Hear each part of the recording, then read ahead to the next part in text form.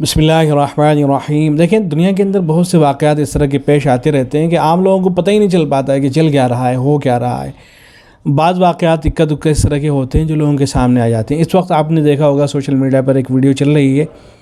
اس video کے اندر ایران کا جو پاسپورٹ ہے اس کو دکھایا جا رہا ہے۔ پاسپورٹ مختلف ممالک کے مختلف ہوتے ہیں۔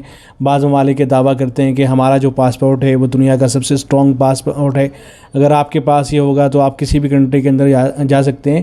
لیکن ایران کی طرف سے ایک ایسا پاسپورٹ جاری کیا گیا جس میں دعویٰ کیا گیا کہ اگر آپ کے پاس یہ پاسپورٹ ہے تو آپ ڈائریکٹ جنت میں جائیں گے۔ سوچئے آپ کس طرح کا ذہن بنایا گیا ہے لوگوں کا، عام جو نوجوان ہوتے ہیں ان کا ذہن ایران کی حکومت نے کس طرح کا بنایا ہوگا۔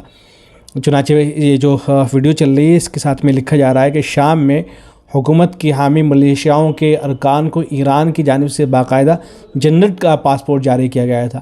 اس پاسپورٹ میں انہیں یقین دلایا گیا ہے کہ ادھر تم لڑتے ہوئے مرے، ادھر جنت الفردوس اور جنت عدن تمہاری منتظر ہے۔ پھر باقاعدہ جنت کے درجات کی درجہ بندی بھی کی گئی ہے کہ جتنی قربانی اتنے اونچے درجات تمہیں حاصل ہوں گے، اور جو جہنم ہے اس کے بارے میں بھی ذکر کیا گیا ہے پاسپورٹ کے اندر کہ جہنم میں تو تم جا ہی نہیں سکتے ہو، ڈائریکٹلی تم جنت ہی کے اندر جاؤ گے، اور جس اخلاص کے ساتھ جا کے جنگ کرو گے اسی اخلاص کے ساتھ پھر تمہیں جنت الفردوس کے اندر یا اور جو اعلیٰ درجہ ہوگا کوئی ان کے مطابق اس میں جو ہے تمہیں داخل کیا جائے گا۔ دراصل شیعہ اثنا عشری جو ہیں ان کے یہاں ایک تصور پایا جاتا ہے کہ جو ائمہ ہوتے ہیں، ائمہ معصومین جو ہوتے ہیں، تو یہ دنیا اور آخرت کے مالک ہوتے ہیں، جس کو جو چاہے دے سکتے ہیں۔ چنانچہ ان کی جو کتاب ہے اصول کافی، اس کی کتاب الحجہ ہے، اور اس کے اندر ایک باب ہے، باب ان الارض کلھا للامام، کہ یہ جو ساری زمین ہے یہ امام کی ملکیت میں ہوتی ہے۔ تو اس کے اندر یہ روایت موجود ہے کہ ایک سوال کے جواب میں امام جعفر صادق نے یہ فرمایا تھا کہ اما علمت ان الدنیا والآخرۃ للامام یدعوها حیث شاء ویدفعها الی من یشاء۔ یہ اصول کافی کی عبارت ہے کہ کیا تم کو یہ بات معلوم نہیں ہے کہ دنیا اور آخرت سب امام کی ملکیت ہے، وہ جس کو چاہیں دے دیں اور عطا فرما دیں۔ تو اصل تو جو ائمہ معصومین ہوتے ہیں وہ دنیا اور آخرت کے مالک ہیں، جنت اور جہنم کے مالک ہیں۔ اب ان کے جو نائبین ہوتے ہیں وہ بھی اس کے مالک ہوتے ہیں، تو اس لیے یہ جنت اور جہنم بانٹتے پھرتے ہیں، جس کو چاہے جنت دے دیتے ہیں، جس کو جو ہے جہنم دے دیتے ہیں۔ سوچئے کس طرح کا ان لوگوں کا ذہن ہے۔ یہاں یہ سوال پیدا ہوتا ہے کہ آخر اس طرح کی باتوں کو مان کیسے لیا جاتا ہے، نوجوان کس طرح سے اس طرح کی باتوں میں آ جاتے ہیں۔ بھئی کوئی آگے کہہ دے کہ تمہارے پاس یہ پاسپورٹ ہوگا تم جنت میں چلے جاؤ گے، تو کیسے اس بات کو مان لیا جائے گا؟ تو اس کی بہت سی اس کی وجوہات ہوتی ہیں۔ ایک وجہ تو یہی ہوتی ہے کہ مذہبی طور پر یہ بات کہی جاتی ہے۔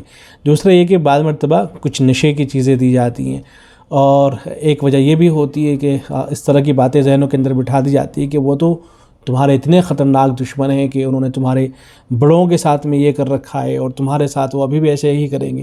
اس طرح کی باتیں لوگوں کے ذہنوں میں بٹھا دی جاتی ہیں، اور ماضی میں بھی یہی سب ہوا کرتا تھا۔ آپ نے ایک شخص کا نام سنا ہوگا، پڑھا ہوگا، ناول پڑھے ہوں گے آپ میں سے بہت سے لوگوں نے۔ ایک شخص تھا جس کا نام تھا حسن بن صباح یا حسن بن صباح، جس نے جنت بھی بنوائی تھی، اس کا ذکر بھی میں مختصر کے دیتا ہوں۔ تو وہ ایسے ہی لوگوں کو متاثر کیا کرتا تھا۔ چنانچہ علامہ ابن الجوزی رحمۃ اللہ علیہ نے اس کے بارے میں لکھا ہے کہ حسن بن صباح جو تھا تو فقط ایسے بیوقوفوں کو اپنی طرف مائل کیا کرتا تھا جسے دائیں بائیں کا پتہ نہ ہو اور دنیا کے معاملات کی کوئی خبر نہ ہو۔ پھر اسے شہد کے ساتھ اخروٹ اور کلونجی کھلاتا، یہاں تک کہ اس کا دماغ خشک ہو جاتا تھا۔ پھر اسے بتاتا کہ اہل بیت پر کیا کیا مظالم ہوئے۔ یہی یہ لوگ بھی کرتے ہیں۔ یہ داستان سنائی جاتی ہیں کہ ارے بھائی بنو امیہ کے لوگ تھے، کتنے ظلم کرتے آئے ہیں اہل بیت کے اوپر، اور حضرت ابوبکر نے بھی ظلم کیا، حضرت عمر نے بھی ظلم کیا نعوذ باللہ، حضرت عثمان نے بھی، سارے صحابہ نعوذ باللہ ظلم کیا کرتے تھے۔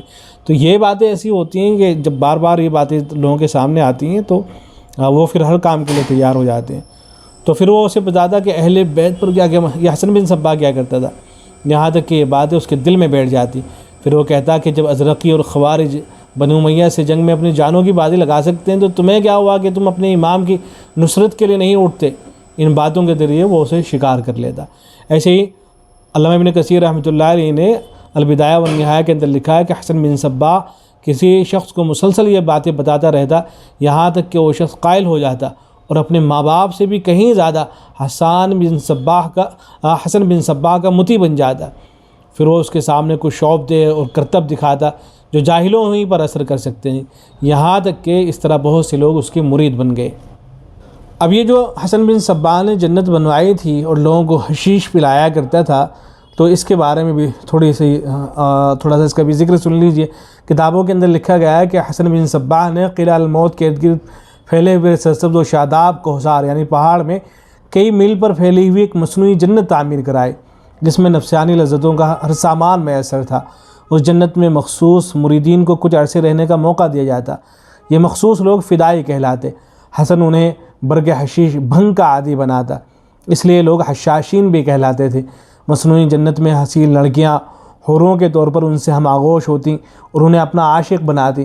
کچھ مدت بعد انہیں باہر نکال دیا جاتا اور امام کے لیے نثار ہونے پر دوبارہ جنت میں داخلے کا یقین دلایا جاتا۔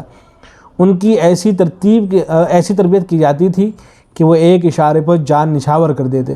انہیں فدائی کا نام دیا جاتا اور خنجر زنی کی خاص مشق کرا کے دنیا کے اہم سیاسی و عسکری مراکز میں بطور جاسوس مقرر کر دیا جاتا تھا۔ حسن کا اشارہ ملتے ہی بڑے بڑے جنرل، امراء، سلاطین فدائی خنجروں کی بھیڑ چڑھ جایا کرتے تھے۔ حسن بن صباح کی ان سرگرمیوں کا نتیجہ یہ نکلا کہ تمام دنیا کے درباروں پر اس کی ہیبت چھا گئی اور اس کا ہر مطالبہ تسلیم کیا جانے لگا۔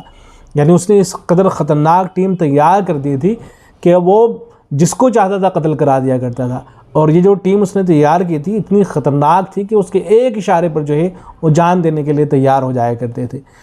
تو اسی طرح سے آج کل بھی ہوتا ہے کہ لوگوں کو کچھ پلا کر کے، کچھ کھلا کر کے اور کچھ ڈرا کر کے اور کچھ ایسی باتیں بتا کر کے کہ اگر تم یہ سب کرو گے تو تمہیں پھر مرتے اگر جان بچ جاتی ہے تو تمہیں دنیا میں بھی جنت ملے گی، اور اگر تم مر جاتے ہو تو مرتے ہی تمہارے لیے ہے ہی جنت۔